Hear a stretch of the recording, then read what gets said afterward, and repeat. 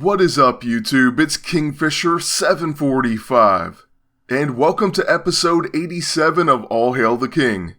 In this episode, we're going to be taking a look at Blue Marvel, and there were some very powerful team-ups that came out of this episode, let me tell you. So make sure you stick around, and I'm going to need your help with one of them. But just before we get started, I want to invite you to check out the From the Helicarrier podcast on the Giant Size Team Up Network. For the podcast and much more, visit GiantSizeTeamUp.com. In our very first team up, we're going to be combining the last episode of All Hail the King with the current one, and that's with a team up of Cloak and Dagger plus Blue Marvel. This team, of course, has a Rising Up Finest Hour connection. Previously, before Cloak and Dagger's Shot in the Dark was put on a cooldown to start, this team up was extremely lethal early game, or at least they would have been. And by the way, on Cloak and Dagger, I hear some people saying, Spitfire just absolutely takes them out. Well, my suggestion is to put the intangible E-ISO on them. That way they can gain ethereal, and hopefully intangible while she's attacking. It certainly goes a long way in helping them live. Plus it kind of wastes her attacks as well. The only issue is, of course, if they built their team right, they probably have unavoidable on a blaster agent. In other words, their follow-up attacks will cut through ethereal. Still, you're going to have a much better chance at survival with that intangible. Now, after the enemy agent, well, he actually takes out his own Spitfire and he has to skip his turn, so we don't have to wait for that. At this point, though, we're going to get a turn with Blue Marvel. And right away on antimatter manipulation, he has Focus, Strengthened, Fortified, and Agile. Plus, we put the Manifesting A-ISO on it, so it grants Epiphany. Basically, this buff is also going to make the next attack a guaranteed crit. This will be extremely powerful with all of our team-ups today. But first, of course, Blue Marvel himself. And we'll see the devastating power of his level 9 Antimatter Blast. In most cases, this attack is pretty much going to be choose a target, and that's who's about to get knocked out.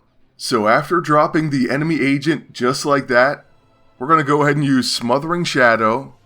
And remember, our agent's also buffed up, so we're going to use our Dark Energy Blade on Starlord. After all those dots kick in, he's no longer going to be standing. So that's our first match down.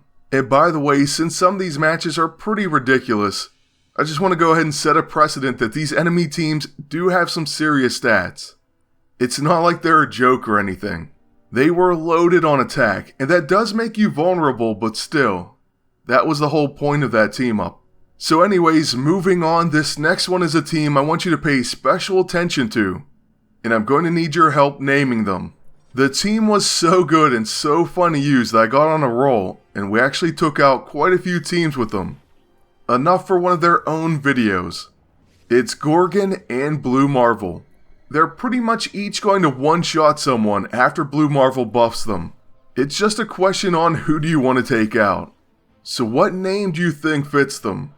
Let me know in the comment section below.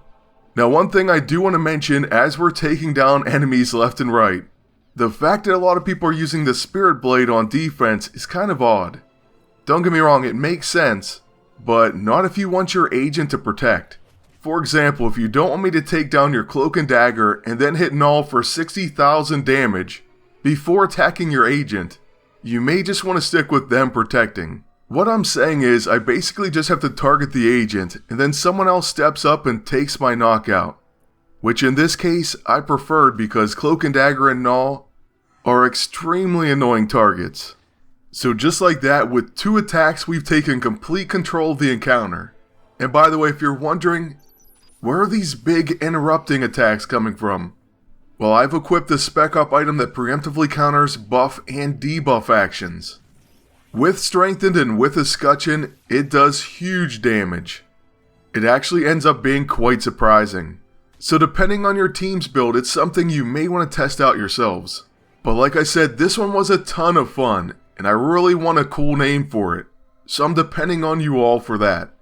As for our final team up, it's going to be Blue Marvel and Elsa. As I said on the podcast, this should be a pretty solid team as well. Initially, I did think about using Sandman, possibly even over Gorgon, but I am happy I used him. Still though, that's going to be another team we'll look at some point in the future. Elsa, of course, was a really strong character herself, and she has a finest hour attack on her level 9. You can also place lethal or endemic on her tea time, which is another pretty interesting thing. Unfortunately, unlike Blue Marvel and Gorgon, who we just saw, her level 9 attack doesn't quite finish off the enemy in the same way. Well, most of the time. It still though is very capable, as we're going to see right here. So let's go ahead and use the Slayer. It does that initial hit and then explodes. Sadly, the enemy agent had back for more, so they're going to come back to life. That is, unless we can hit them with the Ionic Devourer to finish them. So we're going right for that, and if it does damage, well, it misses, so. The agent's going to hold on with barely any health. Even after the absorb energy, of course, back for more is going to keep them alive. I have to admit, some of these teams really get bothered by back for more, but at the same time, with all the AoE despair, especially on Kurth, Null, and the Ionic Devourer, I wonder why so many people still have back for more equipped. In 9 matches out of 10, it's probably going to be Null and Void. I guess they're just hoping that someone doesn't use despair, which is almost impossible to find these days. But hey, that turn of events is going to help them take down Elsa. So she's knocked out. And now with my agent, we're going to use the Smothering Shadow, followed by the Light Fantastic to heal our team, remove our debuffs, and give us Mirror Reality. This time the evil enemy agent is going down to dots. And with our level 9 back on Blue Marvel, we get to see another Antimatter Blast. That of course is going to be a knockout. So it's a great way to finish our spotlight on the new character. That's going to be it for this episode of All Hail the King. I hope you enjoyed it, and I want to thank you all for watching. We will have another video very soon, and you don't want to miss that. So please like, comment, and subscribe. Then until next time, good luck, and take care.